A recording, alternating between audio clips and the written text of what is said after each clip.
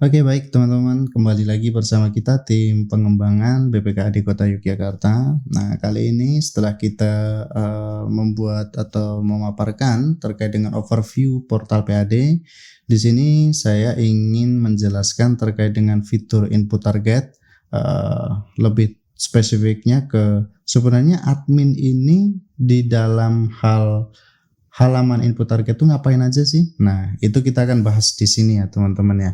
Jadi yang pertama, nanti yang perlu dilakukan oleh teman-teman admin itu yaitu mengecek apakah di sana ada permintaan pull request atau tidak gitu, atau permintaan konsolidasi atau tidak gitu ya.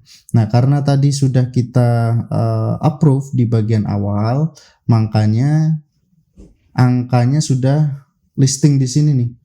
Jadi kalau belum, angkanya belum ada di sini. Coba putar ulang videonya, pasti itu teman-teman belum mendapati atau target ini belum ada di sini, belum listing.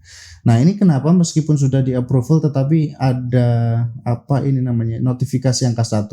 Nah sebagai informasi teman-teman, aplikasi ini memang belum 100% sempurna dan mungkin masih jauh daripada itu, tetapi dalam hal fungsi sudah bisa difungsikan dan bisa digunakan. Sehingga kalau ada bug-bug seperti ini, saya berharap dengan sangat untuk teman-teman berkenan memberikan masukan kepada kita dengan cara, misal nih ada agak lain nih, misalkan kita screenshot dulu, kita screenshot seperti ini.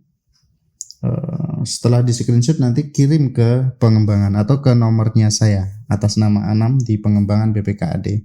Sampaikan bahwasanya ini sepertinya ada bug, bahwasanya kejadian saya login dengan akun operator, akun admin, saya ada permintaan pull request sudah saya approve tetapi notifikasinya belum hilang, misalnya seperti itu ya teman-teman. Kita sangat berharap feedback daripada teman-teman semuanya.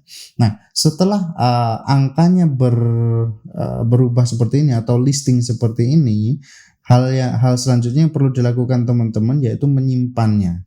Jadi misalkan nih, ini karena kondisi atau case-nya itu di sekretariat daerah, saya akan mencontohkan bahwasanya ada unit-unit di bawah sekretariat daerah gitu ya.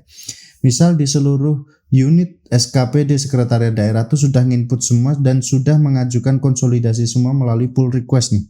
Udah pull request semua, udah di-approve semua. Lalu hal selanjutnya yang perlu dilakukan oleh teman-teman admin yaitu commit.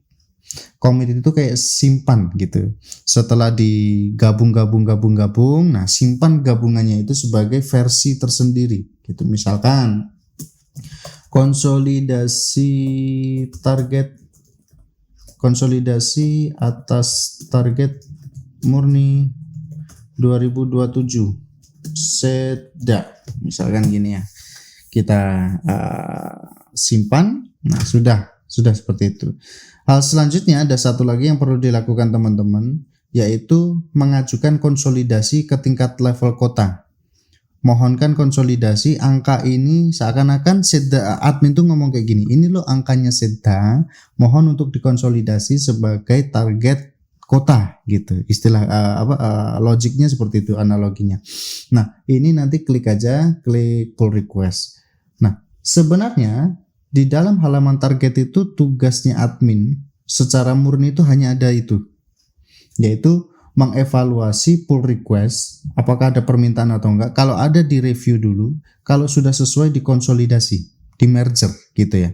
Tapi kalau enggak sesuai ya dikembalikan atau di reject gitu kan. Nah tetapi admin ini memiliki satu tugas tambahan lagi, di mana karena kewenangannya adalah membawahi atau atau apa ya istilahnya, yang mengetuai unit SKPD di bawahnya.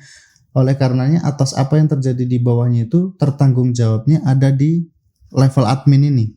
Jadi misalkan unit SKPD atau bagian admin queue misalkan alpha atau tidak menginput target pendapatan. Nah, itu tanggung jawabnya ada di siapa? Ada di sekretariat daerah. Dalam hal ini ada di admin. Nah, terus apa yang perlu dilakukan admin? Admin perlu melakukan namanya mode intervensi, yaitu berpura-pura seolah-olah sebagai administrasi dan keuangan untuk menginputkan targetnya. Nah, caranya seperti apa? Caranya seperti ini.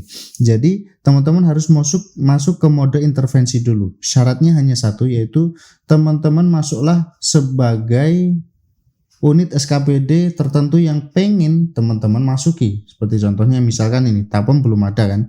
Nah, seperti ini teman-teman boleh input targetnya melalui 3 cara, yaitu import template ataupun target baru, dan selanjutnya nanti yaitu edit target gitu ya.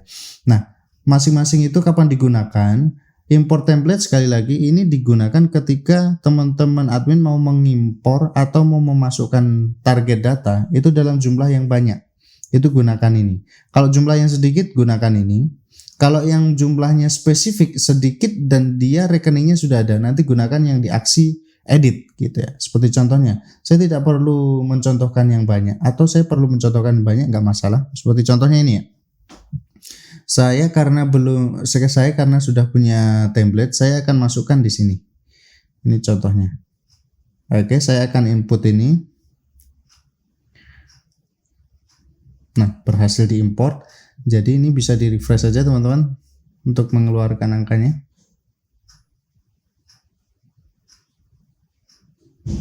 Baik, jadi seperti ini ya teman-teman. Seakan-akan dia itu sudah menginput target dan dia memintakan pull requestnya. Nah, seakan-akan seperti itu. Nah, seperti contohnya seperti ini. Ini harusnya di sistem itu sudah tervalidasi ya teman-teman ya, tervalidasi. Itu dibuktikan oleh apa? Dibuktikan oleh ini. Dibuktikan oleh riwayatnya ini. Nah, ini pending. Ya, ini pending karena ini pull request. Nah, ini seakan-akan bagian Tapem pun sudah melakukan permintaan untuk dikonsolidasi dan seakan-akan dia sudah di-approve gitu.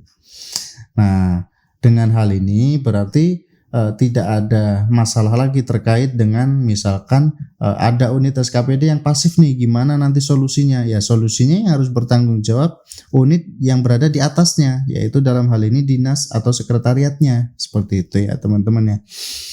Oke, jadi sederhananya seperti itu teman-teman. Di halaman input target ini admin bertugas untuk mengkonsolidasi seluruh target yang ada di bawah unit kerjanya, lalu menyimpannya sebagai sebuah versi tersendiri melalui commit ini, lalu mengajukannya ke kota untuk dikonsolidasi sebagai target kota. Nah, seperti itu teman-teman. Untuk fitur yang lain-lain semacam kayak riwayat, bandingkan, dan lain-lain ini silahkan dicoba sendiri, dan saya yakin teman-teman akan sangat mudah untuk mempelajarinya dan tidak ada yang menyulitkan karena saya rasa teman-teman sudah familiar dengan logik-logik yang ada di SIPD. Jadi seperti itu aja teman-teman. Sekian video tutorial dari kami tim pengembangan BPKAD untuk halaman input target. Untuk halaman realisasi kita akan sajikan atau tampilkan di next video ya teman-teman ya. Terima kasih. Assalamualaikum warahmatullahi wabarakatuh.